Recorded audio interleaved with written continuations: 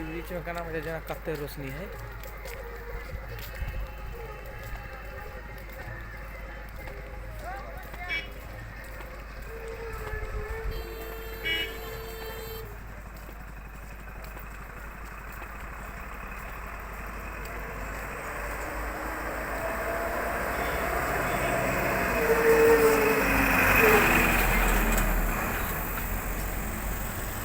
Last तक आप चल पहले। अरे पूरा बोर्डो क्या हो ना? ए बोर्ड अभी नहीं करे।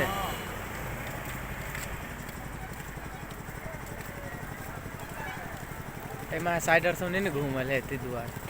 आधा से और साइड है उल्टा साथ साइडर है सेटिंग कर देने। एगो खम्भा में 2 टाका साइडर देते हैं दोनों का से।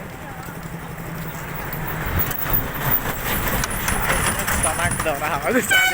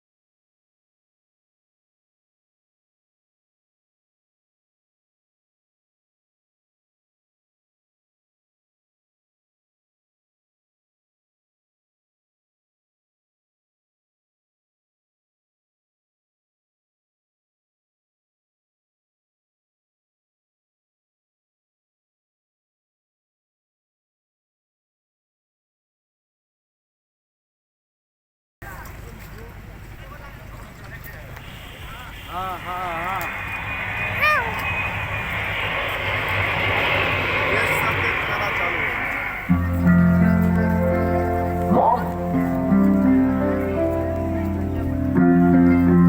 I'm going to meet Sanisha today.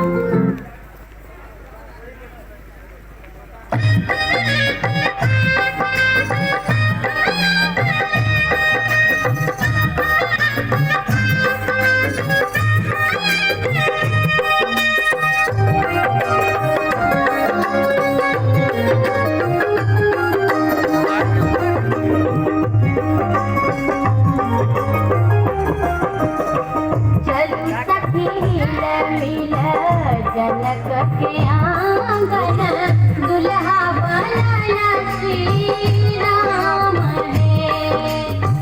चलू सखी मिल जनक के आंगन दुल्हा बनला श्री राम रे।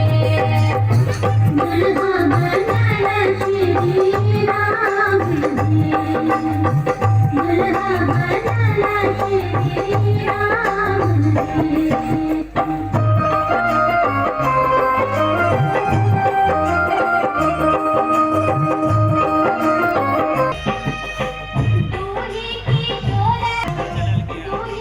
सीधा चला ऊपर के रे ऊपर के